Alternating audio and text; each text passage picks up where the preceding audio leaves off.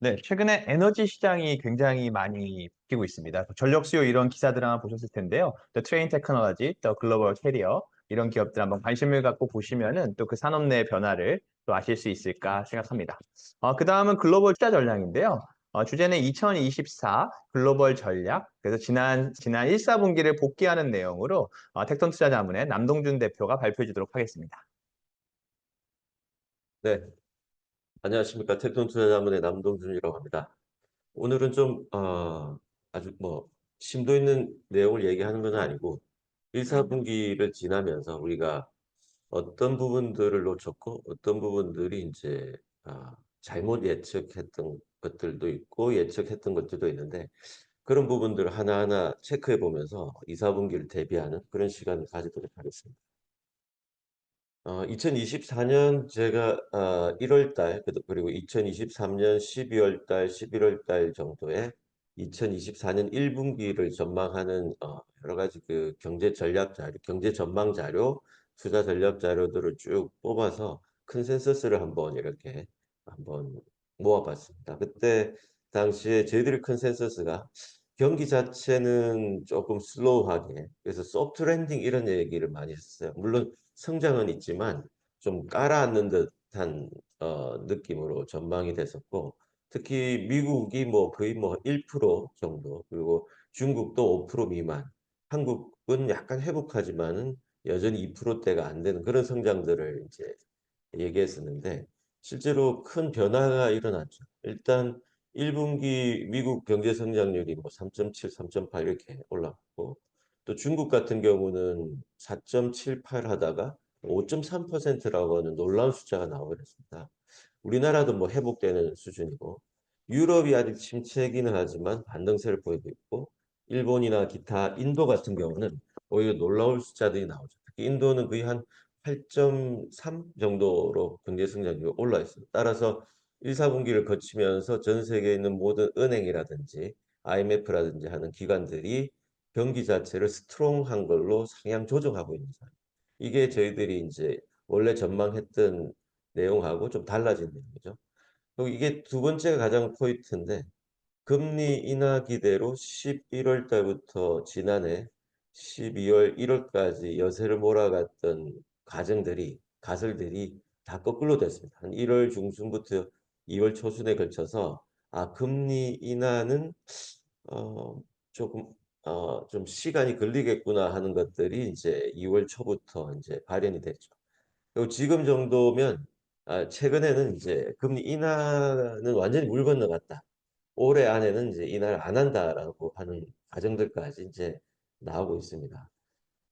좀 극단적인 그 어떤 전문 투자자들은 사실 금리를 인상할 수도 있다라는 제가 얘기한 건 아니고 유명한 투자 대가들이 얘기하는 것들이긴 하지만 어쨌든 결론적으로 얘기하면 금리 인하에 대한 기대감은 100%였다가 지금은 10% 정도로 줄어들었다. 이렇게 보시면 됩니다. 이거에 따라서 시장이 크게 흔들릴 걸로 생각을 했는데 실제로 그렇게 흔들리지는 않았던 거죠.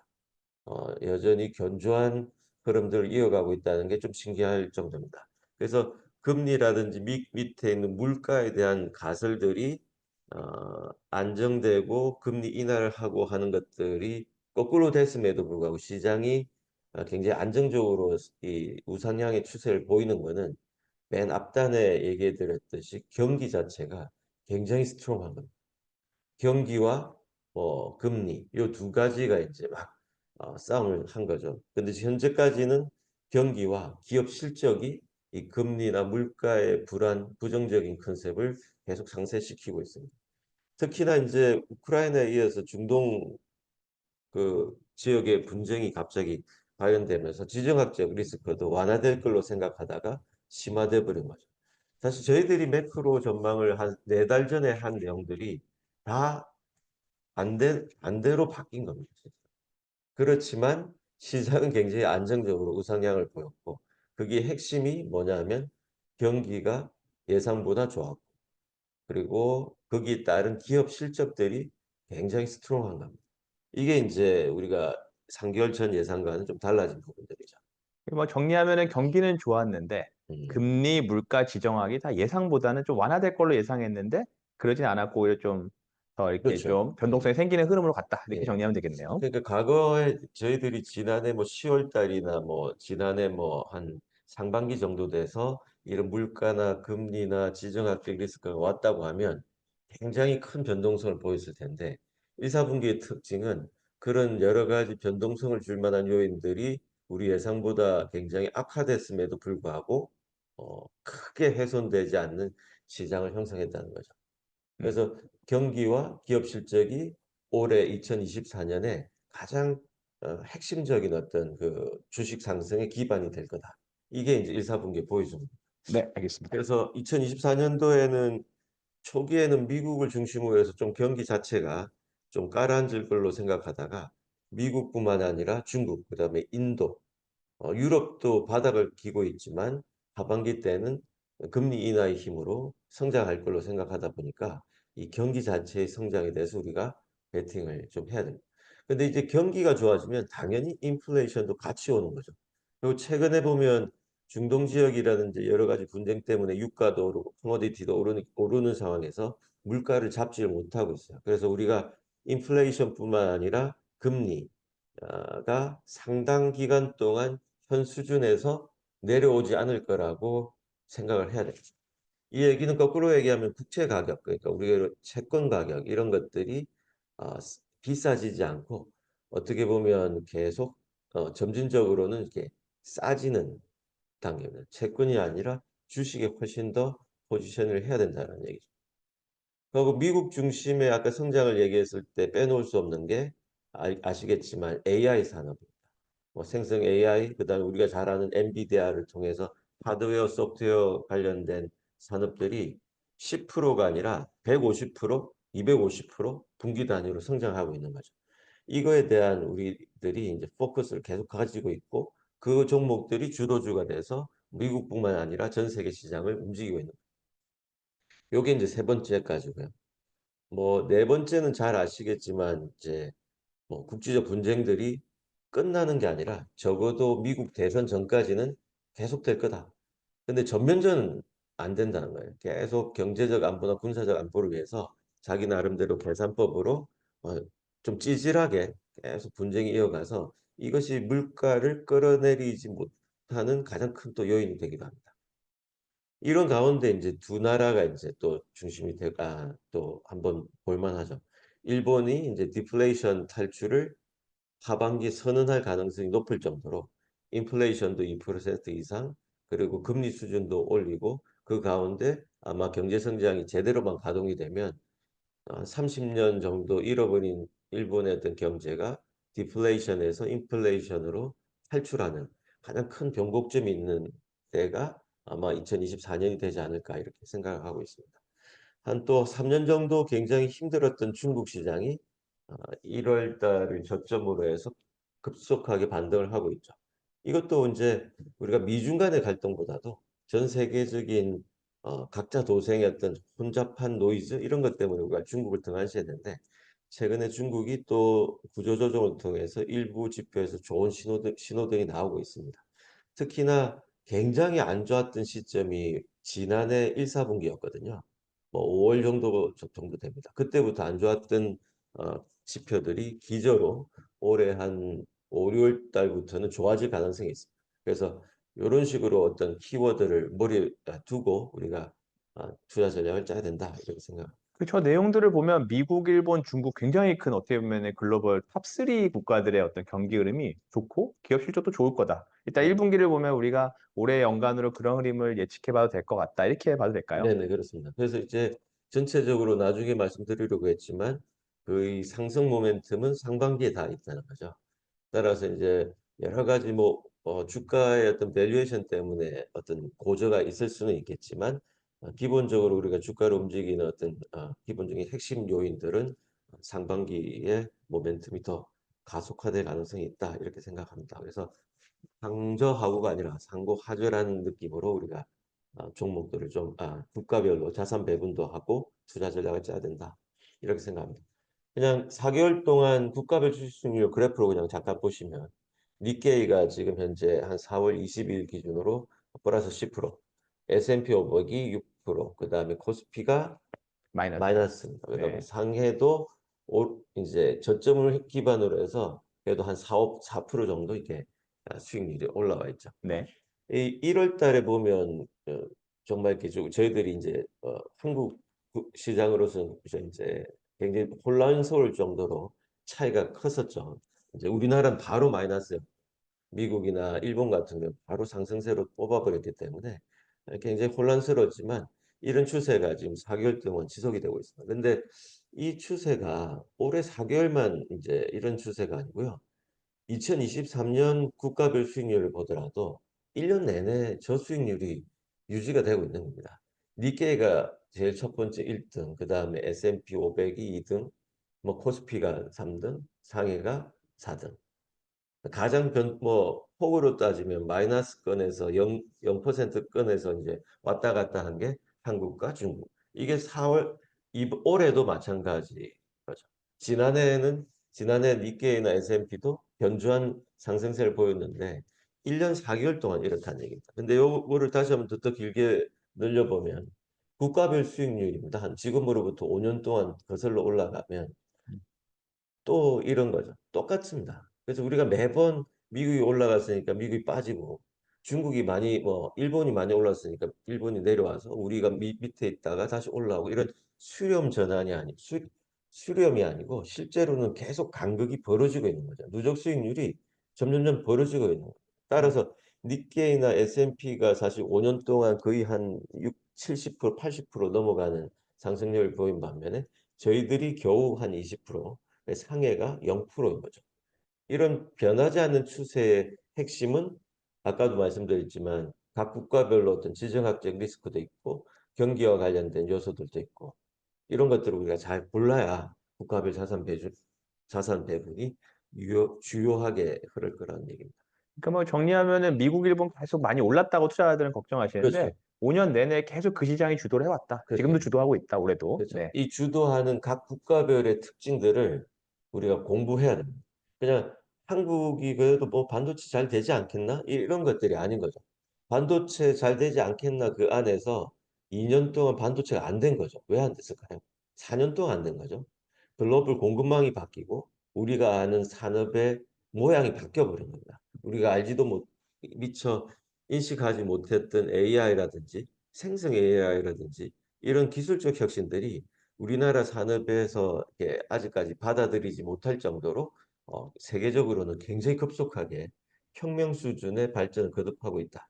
이런 것들을 우리가 미국에서나 일본에서나 우리가 공부를 하면서도 거기에 적응하지 못하고 있는 거죠. 저는 이게 기술적 혁신도 있지만 실제로 글로벌의 어떤 공급망 자체가 전환이 되면서 굉장히 색다른 흐름을 보이고 있다 이렇게 생각합니다. 5년 전으로 다시 올라가 보면 잘 생각해 보시면 한국과 중국이 그 글로벌 공급망에 굉장히 중요한 체인에 포지셔닝 되어 있죠. 근데 6, 7년 이후에 전혀 다른 양상을 보이고 있죠. 미국과 일본이 그 중심에 있는 겁니다. 6, 7, 8년 동안 우리나라와 상해가 이제 어딘가에 처박혀 있는 겁니다. 이 추세가 바뀌려고 하면 산업의 어떤 구조적인 변화 이런 거에 대해서 우리가 공부를 좀 더 해야 되고 거기에 대한 인사이트를 기르지 않으면 우리가 이제 수익을 못 먹는다 이런 거죠. 일본을 가만히 들여다보면 제가 일본 시장의 핵심이 뭐냐면 반도체입니다. 일본의 반도체 장비들이 왜 이렇게 나냐? 지난해 한국의 반도체 장비는 하나도 못 올랐죠. 근데 일본의 반도체 장비는 굉장히 큰 수익을 올렸습니다. 뭐 4배, 3배 오른 종목들이 많죠. 이게 어떤 거냐면 어떻게 보면 반도체 전공정 장비의 한 30%, 후공정 장비의 한 50%를 일본이 갖고 있고 전 세계에 있는 TSMC, 엔비디아 TSMC로부터 시작된 여러 가지 설비 투자가 다 일본 장비들을 다 받아들이고 있다는 거죠. 한국은 삼성전자 하이닉스에만 초점을 맞춰져 있고 일본은 글로벌하게 모든 반도체 업체 걸쳐져 있다 보니까 수출하는 지역도 많고 그 지역들에 대한 어떤 그 지역별로의 어떤 성장을 다 먹었다 이렇게 보고 있습니다. 두 번째는 디플레이션 탈출입니다. 뭐 마이너스 금리 종료하고 뭐 YCC 종료한다고 해도 어떻게 보면 일본의 환율은 전혀 문제가 없습니다. 가끔씩 우리가 마이너스 금리 종료하고 일본 중앙은행의 어떤 정책들이 바뀔 때마다 급격하게 어떤 환율의 변동이 있고 주식시장의 변동이 있을 거라고 생각했지만 이제 사람들은 거기에 크게 반응하지 않고 오히려 일본이 디플레이션 탈출을 통해서 정상적인 경제 상태로 회귀할 거라고 기대하는 수준이 더 높아지고 있습니다. 이게 두 번째로 이제 일본을 지금 살리고 있는 거고요. 그러면 일본의 엔화에 대해서는 또 이제 고객분들도 질문이 많 궁금해하신 점이 많은데 음. 엔화 가치가 절상이 될 거다. 이런 부분들은 좀 어떻게 생각을 해야 될까요? 이번에 이제 3월 말에 이제 일본 중앙은행이 얘기했듯이 코멘트를 딱 보면 알잖아요. 얘들이 어, 바로 뭔가 절상이 돼서 경제에 타격을 줄 정도로는 절대 얘기하지 않고 만약에 N 절상이 된다고 하는 것은 외부적인 요인일 수밖에 외부적인 요인으로만 가능하다. 그러니까 지금 일본 엔화를 전망할 때 비호재에는 문제가 없는 겁니다. 뭐가 문제냐? 미국과 일본의 금리 차. 특히 미국이 금리 인하를 하는 순간 절상이 될 가능성이 되게 높습니다. 그러니까 외부적 환경 때문에 엔화가 절상될 가능성이 높지. 일본 내부의 중앙은행의 정책 가지고 이게 흔들리지는 않을 거다. 이렇게 보고 있습니다. 그래서 뭐 미국 금리 인상이 만약에 하반기라든지 저기 금리 인하가 하반기나 내년으로 된다 그러면 일본의 절상, 급격한 절상도 내년으로 다 미뤄질 수밖에 없는 겁니다. 네, 알겠습니다. 네. 뭐 빨리 조금 하면 일본은 요 조금 이런 뭐죠 카키색이라고 해야 되나요? 중국 그다음에 미국 다음으로 가장 큰 제조업 국가죠. 그리고 최첨단 소재부터 부품까지 시작해서 장비까지 굉장히 글로벌 공급망에서는 제조업이 굉장히 중심이 되는 나라입니다. 그래서 만약에 중국을 어떻게 보면 조금 제어하고 갈 나라가 인도다 아니죠 사실은.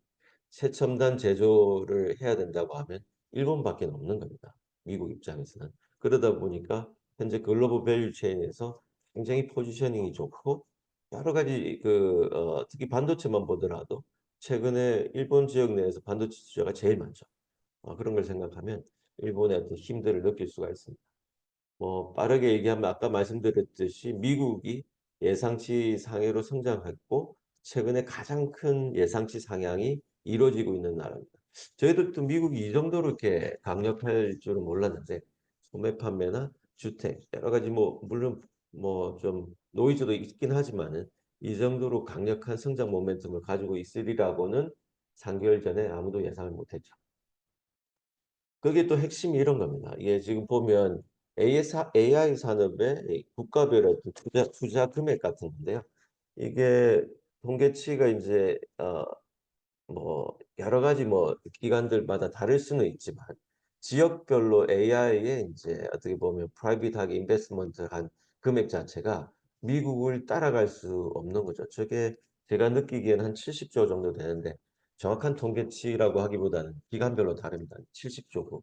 바로 뭐 한 10분의 1 정도가 차이나, 유나이티드 킹덤 이렇게 되죠.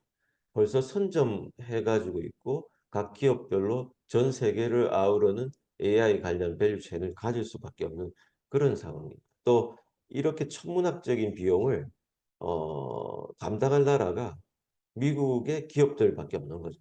그러니까 분기 단위로 몇십 조 그리고 연간 단위로 100조 이상 벌어들이는 회사여야만 1년에 1조에서 10조 들어가는 그런 비용들을 감당할 수 있는 겁니다.